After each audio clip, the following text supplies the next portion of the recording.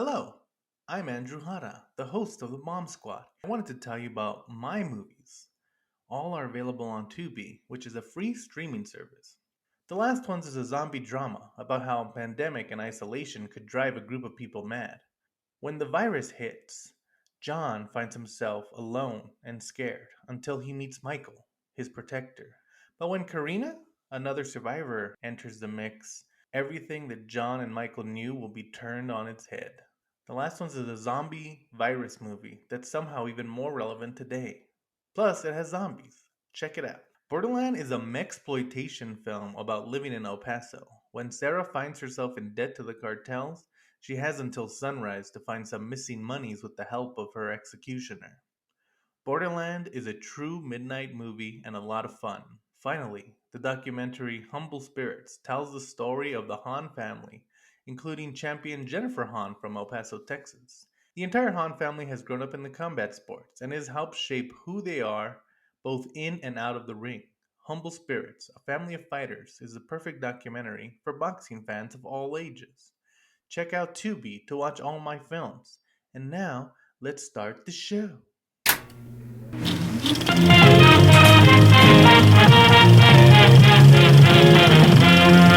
What's up, guys? It's Andrew Hanna back with the Bomb Squad. I don't know why I said my first and last name, but I hope you enjoyed our top 10 of the year. Also, I have a new short film called, we don't have a title for it, but it's this parody of Scream movies. Hopefully, you've already seen it. And I think it has like 2 million views already. Who knows?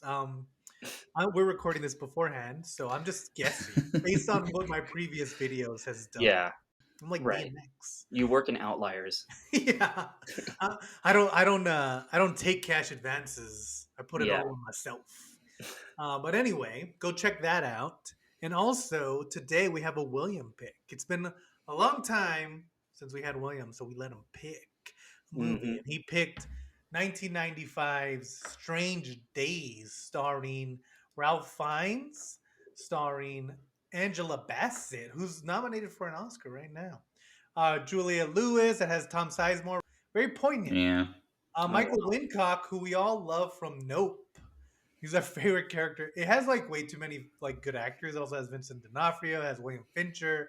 yeah. It has a million. It was directed by Catherine Bigelow, and it was written by her husband James Cameron. But he only kind of did the story, and he kind of like did a rough outline. Then Jay Cox, he wrote the rest, and Catherine Bigelow also did a lot of like her and Cameron like kind of developed this story. It was like a story that Cameron had come up with, and he kind of dropped the ball to do some dumb movie about blue people, and then she kind of like liked the story a lot, so she kind of like they worked it out and they kind of did it. But anyway, Josh, since this is William's pick, will you tell us what this movie is about? No man. So Ray Fiennes is Lenny Nero. He's the Santa Claus of the subconscious, as he calls himself. He sells other people's lives and the broken parts of his own. I'm just quoting the movie at this point. Yeah, Um, he sells people's memories like he's a drug dealer, but his life is pretty bad. yeah, a drug dealer with a bad life. Who would have thought? You know, like the memories you like put on this thing, and you get to relive the memories. So it's not just you watching them, but you get all the emotions, and you feel everything that they feel. Um, and so, William, why did you pick this movie? Well, I've been trying to watch it for a long time, and I can never find it to stream anywhere or to like really even rent. And then it just finally hit HBO. But when it comes to like sci-fi, like I don't know, my one, not my one, but my main like sci-fi guilty pleasure is definitely cyberpunk for sure. Oh yeah, Like that's my favorite kind of like silly subgenre. And this one is Catherine Bigelow. We've got James Cameron kind of helping on the story. We have all these great actors. It just kind of seemed like this masterpiece that's just been lost to time. And I've always just wanted to watch it. And so here we are. I've never seen it. This is my first time watching it. I just know that it didn't do great at the box office. yeah. It almost tanked Catherine Bigelow's career, Yeah. and Yeah. luckily she came back with Hurt. I think she didn't come back until the Hurt Locker, if I'm not mistaken. That was her big. Yeah. And It was a big deal that she came back. to be fair, if you're gonna come back, that's a pretty good movie to come back for. Yeah, not bad, not bad. Yeah, like good job. But yeah, she it like yeah, it did terrible. It's like famous for how bad it did. Oh, she did like K-19 the Widow. She did like a couple of movies that also kind of didn't go anywhere. It wasn't until the Yeah, Hurt Locker Widowmaker was kind of back. weird. Yeah, Widowmaker. And she did like The Weight of Water, which I didn't even know she directed that movie, but I did see it. It has Sean Penn, Elizabeth Hurley. But yeah, so of course she came out with the Hurt Locker. She won every award known to man, known to anyone, not just man. And now she's doing great. So guys, what did you think of this movie? What did you have a strange experience watching these strange days? I mean, it was exactly about like what we're going through as a society right now. Like it was so, and like I was towards the end, I was starting to make dinner, so I was kind of like watching from the kitchen. Then all of a sudden, there was like all this like police brutality and like somebody's trying to like you know it was over a traffic stop. I was just like, damn, this is like happening right now. Like this is totally crazy to watch this at this moment. And also, it was a New Year's movie, just like End of Days. Oh yeah, this is our Yeah. second. Why do we keep doing New Year's So, movies? How did this happen? The New I don't Year's know. trilogy. No, yeah, it's funny because one of the first, like, he's kind of driving through. It's like this seedy, like, it's 1999 Los Angeles, so Right. it's 4 years in the future from when it was made, but the news like reported it's like gas is over $3 a gallon and kids are shooting each other at the playground. And Right. it's like, yeah, that's how things have been going for the past 20 years. Yeah. We never got better, Catherine. We're so sorry. Yeah. Yeah. We got more real. But it is funny, well, because there's like the police brutality is probably the most interesting part of it, but it definitely pulls back a little bit at the end to be like, well, these two cops were bad, but it wasn't like a Yeah, it's not systemic thing. everybody. And so it had that 90s optimism still. That's like, no, Oh, don't worry. yeah. The old I white mean, dude 90s. finally realized that the black lady was okay.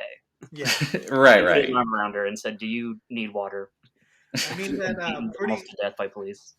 pretty young woman like kind of did the same thing where like the whole movie's an indictment of the system, and at the end they're like, oh, but these cops are gonna do arresting. It's like, oh, okay. Yeah. I don't know if you've watched the whole rest of your movie, but apparently the cops don't do shit. Yeah. Yeah. This movie, it's strange. Like, it's a strange days, if you ask me. I kind of feel like watching it, I was like, because I watched this movie high and I watched this movie not high. I would not recommend watching this movie high. There's so Yeah. much happening. They have to establish so much of the world that like you can't follow. Yeah, it's really bloated. Like Yeah. I was in and out of it like the whole time. Like I would either like love it or I was just like, okay, this is fine. Kind of happen. Yeah. But it helps you by having every character state the theme like directly to the protagonist over and over. Yeah. They're like, you're looking for something you can't find. Yeah. And then And there's you also that, can keep track of everyone's names because they say it all the fucking time too. my Hero. favorite Hero. my favorite dialogue is near the end. Angela Bassett, who's in love with Ray Fiennes, is like, "Have you ever been in love with someone and you can't tell them, and all you want to do is take care of them?" And he's like, "I have, and I really love that person. And I have to go protect them, and you'll understand why." And she's like, "I'll understand." And then they both go, and it's like, "Yeah, guys, we understand. We all understand. Everyone understands." Right. It's really wearing its heart on its sleeve, this movie. And Yeah. This really influenced Christopher Nolan like to the T. yeah. Well, and I want to say, like, you know, a lot. What I was thinking a lot about this movie when I was watching it was, playing with memories and playing with going inside the mind. I was thinking about how there's a very clear line before the Matrix and after the Matrix. And the Matrix, one of the best things about the Matrix that nobody really talks about because it happens seamlessly, is that it's able to condense this like whole world and whole philosophy into like an hour and a half. Like the fact that they're like, if you think about what the Matrix is about, where they're like in the future and they have to go into their like this video game essentially, but it's in the past and that's where they think they are. It sounds so complicated, but in the Matrix, you never really feel like um, you don't know what's going on. And in Strange Right. There's that Desert of the Real scene that just explains everything just Exactly. perfectly, visually great, just awesome. Yeah, and before that, like Strange Days and like Johnny Mnemonic, and there's like a couple of these kind of movies where it's like if you're not paying attention and you miss something, you're not gonna have any idea what the fuck is happening. And Yeah, you're they really want you to like learn all the lore to Right. like right. understand it too. And You the know, book's it's cool. Yeah. Yeah, yeah, definitely more of like a short story or like a book. Like for Right. those complex of things, like the Matrix figured out how to like you were saying, how to make that palatable for like a wide audience. But like, I wonder if they're going to like Johnny Mnemonic in this movie with like, we're gonna make this for the nerds. So like, if they're gonna pay attention, they're gonna pay attention. We don't really, I don't know. But at the same time, James Cameron's behind it, so it's like you would think they'd be making this movie for everybody. But I Right. wonder if like sci-fi just like wasn't that refined yet. Like you're saying, the Matrix like really ran it through a sieve. William, what do you think of this? This is what I came out from watching this movie. I kind of feel like James Cameron was trying to write a Catherine Bigelow movie, and in turn, Catherine Bigelow was trying to direct a James Cameron movie. Because, like, if you look at it, like, the story is a lot more, like, the story feels very Catherine Bigelow-y. Like, it kind Yeah, of it's not throws very you, event based. It's very character yeah, based. Yeah. yeah, and it throws you into this world, and like you just kind of have to catch up, which Catherine Bigelow loves to do. Yeah. But then the filming of it, like a lot of the stuff, like there's like a big action scene at the end, but she's still filming it like very intimate the way she likes to, and like there's like this scene where there's a bunch of cops. I didn't have any idea what the fuck was happening because No. everything is so close, and that yeah. works in like Hurt Locker because the whole point is to feel that tension. But in this movie, like that giant like New Year's Eve thing at the end, it felt like it was very small and it should have Right. gigantic, She doesn't know how to do the scale that might have been written into the story Hmm. as well as James It's Cameron might have. it's very choppy too, and yeah, it's like, oh, this is not a James Cameron like like you shouldn't have a James Cameron action scene like this kind of like quick cut stuff, but like Yeah. every scene is like that. You're like, ooh, I could see this for the Hurt Locker because you're like as stressed as he is, but I can't see Right. it for Lenny Nero Right. punching Yeah, out and this bouncer, you know. it's like his name is Lenny Nero. Like it's a silly movie, so it's like the intimacy is kind of like it works sometimes, but other times it can just be like a little okay. His name is anti-hero protagonist. And Yeah, exactly. if you think anything about the dialogue, keep in mind that Julia Lewis plays the ex-wife who like Ralph Fiennes is still trying to get with, and you find out later that she's cheating. And one of the characters, like who did the murder to like keep his relationship going, goes, "I didn't want to lose my faith." Yeah. Oh yeah, because her name is Faith. Yeah, Her her name name's is Faith, Faith. and he didn't want to lose his faith. You understand? Yeah. And so He, the dialogue is a little bit he's funny. also like, and Ray Vines is a great actor, and this is almost funny because it brought me in mind of Hail Caesar. He's doing an American accent, and he's not quite pulling it off, and he kind of Yeah. has this like used car salesman thing, and it made me It think sounds of the like James best, Woods. like Yeah, he does. the Hail Caesar scene where he has to keep telling the guy, "Would that it were so simple," and it's like his Oh dialect coach in this is like, "No, say it American. Why can't you get this right?" Because it's like it's a little British every other sentence, you know. yeah. And see, it's kind of tough because, like, I want to say that this movie, because the action, like the actual plot of the movie, doesn't start for like an hour and a half into the movie, Right. and It's I like the want to say that, midpoint. It's like when you finally get to like what's going on. yeah, because there's a part where they find out that like a murder happened. They're like, we got to figure out this murder, and I was like, wait, this movie's about something? I thought we were just, Yeah. I thought Yeah. we were living off vibes, and I feel like. I don't know. Like, I want to say it's too long, but you need all of that kind of like, you need to learn about this world for anything else to I make sense. I know. I So, almost yeah. think like what they should have done, because there is, and this is kind of where it's confusing, because there is this like murder, like because he can see other people's memories, so this like guy starts leaving clues for him to watch memories, and it's Right. like memories of like serial killing stuff, but at the same time there's also this like racial like cop cover up plot, and they're not Right. really related, like they're like they kind of intersect but barely, and it's like, no, you should have focused on the cop stuff, that was really good. It almost Yeah. feels like they're like, we need this serial killer because it's like a neo noir, and it's like, you don't Right. need that, you know. And You need to pull that Or plot line in the writing process or something. focus on yeah, the serial killer and make it a tight 90. Like you could have done That either. that too.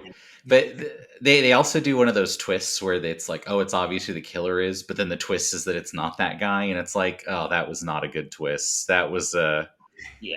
we needed a twist. But here's the other thing. I don't know if we want to spoil it because I think any independent thought film you should go watch. But they all whoever the killer actually ends up being in this movie is playing it so obviously that he's the killer that when they reveal that he's the killer, I was like, oh wait, were we not? Was that a But they, reveal? Because I thought we Yeah. knew this the whole time. but they Like they he played it so much. they also don't give him a reason to be the killer. He's just like, I liked it. It's like, but Right. you're working for a guy who's also like should be a serial killer. Like, I don't know. No, didn't wanna it's like lose his he was the team. only other character that was relevant to the plot. Right, They right. were like, it's him. It's also like Ralph Fiennes knows like 5 people, and one of them is his friend, and everyone else seems like they would be a killer, and then you find out that most of them are anyway. Yeah. Maybe get better friends, Ralph Fiennes. I don't know. It's Yeah, also it's- again like it's. I think like this would be a good double feature with. I mean, you'd have to spend all day, but with the Matrix because it's like you want Yeah. to laugh at like Faith Justins and Lenny Nero, but then like you're gonna go watch a movie with Morpheus as a character's name and Neo and Trinity, and it's like they're King not that Kong. much. Like just the way, just the way Yeah. that they're able to like streamline it in the Matrix. This isn't a Matrix review, but it had me thinking of the Matrix. I know. It's so hard not to with these like late 90s, like, or mid 90s, even sci-fi movies. Just like, we were just You know- there for that like huge shift. It was like Star Wars, then the Matrix, and then whatever's Yeah. going to change next time. You Well, know, and it's it- funny. I- I was gonna say they tried to like because I was watching it with Stephanie. She's like, "Oh, they should like remake this." See like they could like pull it off. But it's like they kind of did that Hugh Jackman movie that's about the exact same thing and it has the exact same like style, but it's just less interesting. I don't know if you saw it. It's like Reminisce or Reminisce. something like I that. saw Yeah. it. Yeah, that movie was. I didn't like that movie at all. Yeah. I couldn't But it's the tell same, like, oh, he sells memories, Yeah. but he's trapped in the past. But it's like, this is definitely better than that. Yeah, I There's- would say so. I would say so. Well, Yeah, and- anyone who deals with memories, like that's always their fucking plot is stuck in the past. Like no matter what movie it is, like that's if anybody archives anything, if anybody looks at old records, stuck in the past. Yeah. It's like all they'll ever be. That's why Total Recall is the goat because it's like you're stuck in someone else's past, and also you love hookers. Yeah. Yoli. Good. And see, I think it's funny. Like talking about remaking it. The problem is that this movie is such a staple of its time. Like you look at movies in the '90s, like Fight Club, Matrix, Johnny Mnemonic. They're all like we're at this cusp of this part where we still have Bill Clinton, and we're like things are going good, but you can kind of see that things are going to start going bad, and Yeah. we don't really know where to go. And so you see all these movies kind of trying to land, and nobody really feels like they have any kind of presence. And so you have all these movies where it's people searching for anything to connect to, not even just like, oh, I'm going to connect to my love. It's like in the Fight Club, he's literally just trying to figure out like a way to find himself, like to find a self of purpose. And like this movie works in the 90s because Lenny's also trying to like figure out what makes him him. And it's like, that's how everyone in the 90s kind of felt, Yeah. Just kind of like lost. Like it was so peaceful they weren't even like really sure Yeah. what to be upset about. In Yeah, a way. it's Francis Fukuyama's The End of History, where the idea was that all the world problems had been solved and it's just going to be one big global like thing. So it's just going to be people having to like learn like what has meaning in life. It didn't work out that way. 9/11 happened and then everything got worse. But in the 90s we really thought like, okay, like all the world conflicts are over. We're just going to Yeah. It's so true. And then they were worry like, about actually, like, consumerism. everything's apocalyptic, and we'll take it really seriously because that's where things are going. Yeah. Yeah. Yeah. It's time to start booting up. Yeah. It's just kind of like, I don't know. It's like hard to like say that I didn't like this movie just because it's trying so hard and it has so many cool and there's like points like where the serial killer scene is super well done. There's like a lot of stuff in here. Like Angela Bassett and Ralph Fiennes have surprisingly good chemistry despite the fact that they look like how they look. Yeah, no, they were really good. Yeah, and everyone's like, here's the funny thing. I don't know if William, you'll agree with me on this, but it's weird whenever they try to make Julia Lewis look sexy because I know her from like Dust Till Dawn and from like Cape Fear, where like Oh, or she's she's a like a child. little kid kind of, and Right. so like to see her as an adult, I'm always like, that's a guy, like, There Yeah, is, yeah, there's that. I do it's think kind if you describe this movie and say the cast to someone, it's like this sounds amazing, and I it's like, know. well, it's frustrating because you're like all the pieces are there to make it amazing, and it just Right. like yeah, Vincent doesn't quite hit. D'Onofrio at all. Like as yeah. soon as I saw him walk on screen, I was like, "Fuck yeah! Are you kidding me? He's Right. the best." And like sometimes you just see people and you're like, hey, it's that guy. What are you doing in this movie? Like the drug dealer friend Tick. Like I've seen that guy in a million other Oh, things. he's the valet from Ferris Bueller Yeah, who takes the car out. Yeah, Yeah, yeah, he's in like Super yeah. Mario Brothers, and he's in like Do the I think Right he's also in the Thing. Super Mario Brothers movie too. Yeah, Is that what you just said? yeah. I said Super Oh, I'm Mario sorry. Do the Right Thing. No, it's I all was good. yawning. It's okay. We're But coming yeah, it's back. funny like to see all these people in these movies, you know. Mhm. And Yeah. yeah, and it like the production design looks great. The Mhm. directing's pretty. I mean, it. I don't know. It's tough because it like I don't fit. I don't think it fits the story, but I think it fits Bigelow's style, and it's kind of hard. Like I felt like both her and Cameron are just trying to fit like a circle into a square round a box, you You know what it reminds me of? know.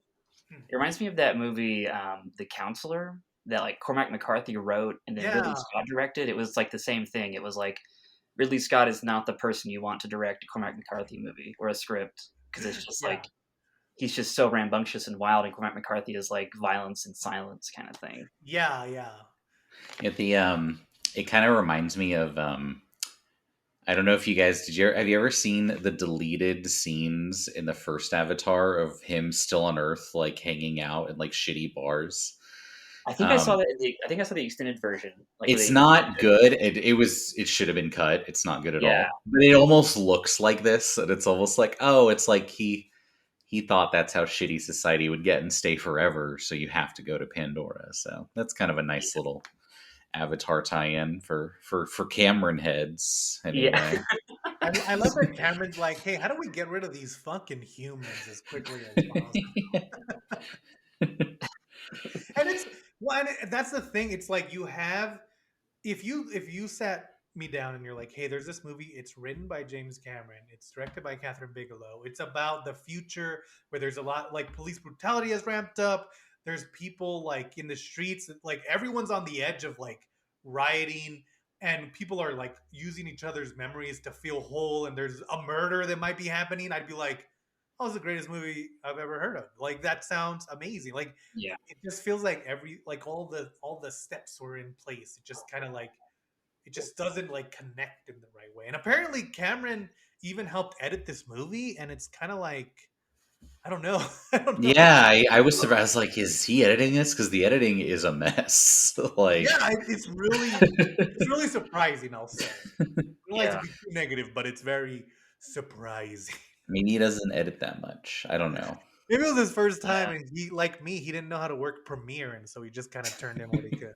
figured it out. Yeah, He did though. Apparently, this is like the first movie to really like they invented POV shots kind of without the big bulky camera, like the quick. I was like, oh, James Cameron even pioneering stuff in like this random one-off movie, you know? right. Well, that's like the least surprising thing that James Cameron figured out how Yeah, to. I mean, and it all looks great. Like Oh, it looks like GoPros, but like 20 years before Yeah, GoPros I think he existed. invented GoPros from what they like, how they described it. It's like that's a GoPro because it's like small and light. But But I do like that James Cameron's like, oh, we got to shoot this POV shot, and he's like, oh, we'll build a camera. It's like we don't have to do that, James. We can just use a cam. We have cameras. We have them all over. We can just do it. it's like I put a lump of coal up my ass, and 6 months later, this GoPro just came out of nowhere. He's already like diving into the Titanic. Yeah, He doesn't listen to anything you say. And I just think it's cool because like when you find a lot of like and they're not married anymore, but they've like maintained a very friendly relationship. But it's kind of funny, like when you see actors and directors married, you'll see them act and like work in each other's stuff. But when you see like two directors, you hardly ever see them like collaborating. And so I think that's pretty cool that they were able to kind of like get together on this and kind of like work it out and like figure out the movie, you know? Right, because it's such like two like leadership dynamics. So Hmm. in a relationship that's like that seems like that'd be really hard. And it's also kind of funny because like you hear these stories about both of them being like pretty, like dictators, you know. So it's again, it's cool that both of them. When I feel like it only works with Cameron on Bigelow. I don't know about Bigelow, but like when I remember when Hurt Locker won for it, he would like went up and congratulated her first, and he was like super excited for it. And Yeah, just like to have that kind of like, especially when you hear all these stories about Cameron and how he's like a hard ass when it comes to his job, you know, it's funny yeah, to hear him like, oh, but with Bigelow, it's like he shows her all the respect that she deserves, you know. yeah, Yeah, that connection. Yeah. And I don't know. It's tough. I think it's definitely worth checking out. There's a lot of cool stuff in there. I think it'd be cool to kind of do like a cyberpunk like Johnny Mnemonic and then this one and then like kind of work your way up to the Matrix, you know? Do you like yeah, Dark City in there Dark City, somewhere? 13th floor. yeah. Yeah. Just all the almost matrices that could have I happened. know everything leading up to it. Yeah. It's so crazy. Even like the crows kind of like the crow takes place in a world Yeah, where that like aesthetic for sure. yeah. Yeah, Like if you told me the crow takes place 40 years in the future, I'd be like, yeah, that makes sense. It kind of looks yeah. like, it's shitty and kind of like a little bit futuristic. The old Yeah. buildings got older. Interesting. Yeah. Yeah. So you guys have any last thoughts on Strange Days? I think that the history of cyberpunk is really interesting because it's like the end of the world, but in the future. So it's just like Neuromancer back in the '80s. This movie, The Matrix, whatever's to come. I don't know. It's just such an interesting genre. I think that it's like good or bad. I'm always glad that I watched something from that genre. So even though this movie kind of sucked, I still had a good time. I think. It's Yeah. almost like, to me, it's interesting because it's like in the 90s, it was, oh, here's what the future is going to look like. And now it's like a retro future. Like, Yeah. almost like it's almost like a nostalgic retro future where you're like, oh, I do fondly look back on the time when we thought that our biggest problems would be like this, like. You know, Right. surmountable. So glad we don't have police brutality anymore. I know that Yeah. was solved, It thankfully. and it is kind Right. of like whenever you hear people talk about like, oh, why are movies political? It's like you look at this movie and it took place in 1995, and they're like, I mean, not only are they dealing with police brutality and the way police like overexert themselves and think they're above the law, but it was in direct, correlation or as a response to the Rodney King beating. Yeah. And so it's like, oh yeah, these things they haven't gotten better. Right. If anything, they've gotten a little bit worse. And like, it really just comes down to, people talk about the badness of cell phones, but Rodney King only got attention because someone filmed it. George Floyd only got attention because someone filmed it. As a matter of fact, they had already Yeah. swept it under the rug. And Yeah. so it's like, again, the way this movie is looking at like how our memories and the things we see and are being witnessed is the most important aspect of ourselves is it's interesting. It doesn't really hit it in this film. Like I feel like talking about it, I'm more interested than actually watching it. I know. But I do think it's like it's interesting to see like even back then we were still dealing with a lot of these same issues, and so Yeah. crazy, I know. strange days if you ask me. Yeah. I've used that pun 3 times, so I think it's time to go. Thank you guys for joining us on the Bomb Squad. I don't know what we're covering next week. Maybe Wolverine. Maybe you already saw Wolverine. Who knows? But we'll come up with something cool after that, and then we'll see you guys on the flip side. Thanks for watching the Bomb Squad. Please, while you're here, give us a like and a subscribe. We really appreciate it, and it means a lot.